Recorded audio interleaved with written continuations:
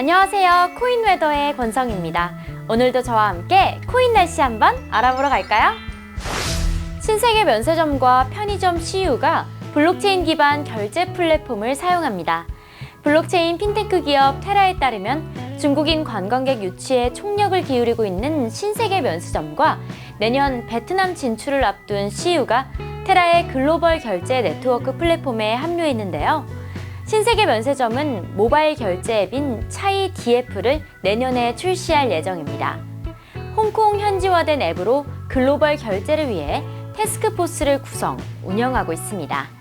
신세계 측 관계자는 혁신 기술에 대한 내부 역량을 강화하고 핀테크 산업 변화에 선제 대응하기 위해 테라와 협업하게 됐다고 전했습니다. CU는 차이 앱으로 오프라인 결제 시스템을 연말까지 구축할 계획인데요. 이를 통해 소비자는 전국 14,000개에 달하는 CU 매장에서 암호화폐를 일상생활에서 체감할 수 있게 될 예정입니다. 실생활에 자주 이용하는 편의점과 국내 면세점의 대표격인 신세계가 앞다투어 블록체인 기술을 활용하네요. 앞으로 점점 더 실생활에 블록체인 결제가 활용될 것 같습니다. 국내의 날씨는 매우 맑음입니다. 유럽연합 EU가 페이스북의 암호화폐 프로젝트 리브라 발행을 우려하고 있습니다. 현지 시간 6일 파이낸셜 타임즈에 따르면 EU 집행위원회는 페이스북의 리브라 프로젝트의 금융 안정성과 자금 세탁, 프라이버시 침해 등 위험성에 대한 관련 질문에 응답해달라고 요청했는데요. 페이스북이 답변한 내용을 바탕으로 리브라 프로젝트 규제 등을 논의하기 위해서입니다. EU가 리브라를 바라보는 시선은 부정적입니다. 앞서 주요 7개국 G7 재무장관 회의에 참석한 프랑스, 독일의 재무장관은 리브라가 발행되기 전 일정한 조치가 취해져야 한다는 의견을 내기도 했습니다. 유럽은 페이스북의 리브라 발행에 불안해하는 것 같네요. 귀추가 주목되는 부분입니다. 유럽의 날씨는 흐림입니다. 미국 증권거래위원회 SEC가 블록체인 프로젝트 이오스의 개발사인 블록원에 등록하지 않은 ICO를 진행한 혐의로 벌금 2,400만 달러, 한화로 약 287억 원을 부과했습니다. SEC는 홈페이지를 통해 블록원이 연방증권법의 암호화폐를 증권으로 등록하지 않았다면서 업체는 증권법의 면제 대상도 아니며 요구사항을 충족하지 못했다고 밝혔는데요. 이어 블록원은 미등록한 ICO를 진행해 수십억 달러를 벌어들였다. SEC는 블록원에 2,400만 달러의 민사 보상금을 지급하라는 명령을 내렸다고 공지했습니다. 미국 버지니아와 홍콩에서 사업을 운영 중인 블록원은 2017년 6월부터 지난해 6월까지 약 1년 동안 ICO를 했습니다. SEC는 블록원이 다수의 미국인을 상대로 ICO를 하고 전 세계에서 수십억 달러 상당의 암호화폐를 모은 것으로 보고 있는데요.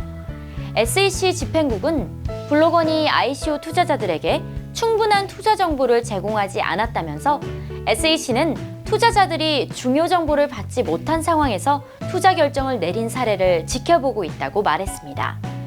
블록원은 이번 조치를 인정하거나 부인하지 않는다며 당시의 ICO는 증권형 토큰으로 등록할 필요가 없는 물량이라고 해명했습니다.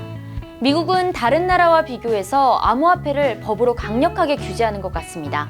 시장을 성장시킬지 저해시킬지는 지켜봐야 할 것 같네요. 미국의 날씨는 흐림입니다.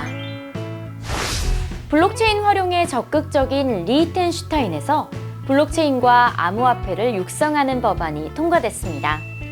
암호화폐 매체 코인텔레그래프에 따르면 리히텐슈타인 의회는 신뢰할 수 있는 기술을 기반으로 서비스를 제공하는 토큰 및 서비스를 제공하는 법안을 통과시켰는데요.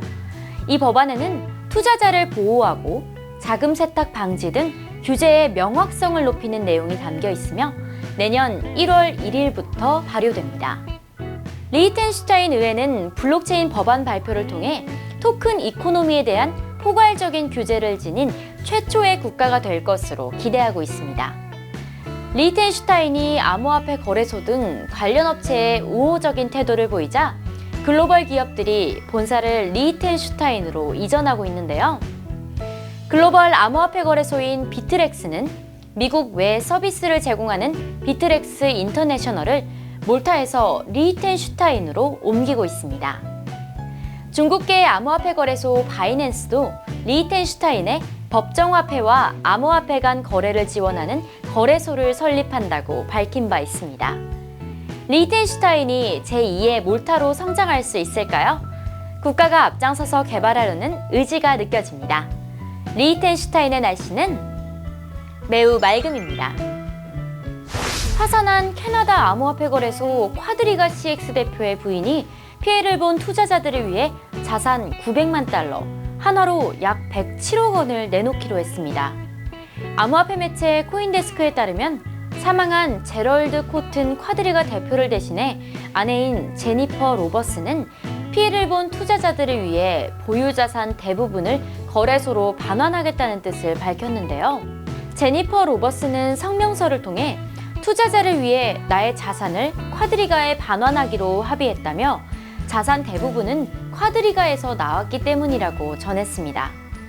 앞서 제럴드 코튼 쿼드리가 대표는 지난해 12월 인도를 여행하던 중 지병으로 갑자기 사망했습니다. 문제는 그가 관리하던 거래소 프라이빗키의 행방이 묘연해지면서 1억 5천만 달러, 한화로 약 1,689억 원에 달하는 고객 자금이 묶이게 된 것입니다. 쿼드리가는 올해 1월부터 고객의 자산을 보호하기 위해 채권자 보호를 신청했고 감사기관인 어니스트앤영과 함께 재판을 진행했습니다. 그 결과 쿼드리가는 캐나다 대법원에서 파산 절차를 밟는 판결을 받았습니다. 여기에 더해 코튼 대표가 사망하기 12일 전 아내에게 유산을 상속한다는 내용의 유언을 법원에 전달했다는 소식이 전해지면서 다양한 의혹이 일었는데요. 로버스는 자신의 자산을 쿼드리가에 반환하겠다고 밝혀 이러한 논란은 사그라질 전망입니다. 해결 여지가 보이지 않던 쿼드리가 사건의 피해자들이 드디어 보상을 받을 수 있을 것 같습니다. 캐나다의 날씨는 맑음입니다. 일본 금융청 FAS가 암호화폐 투자 펀드 관련 가이드라인을 내놨습니다.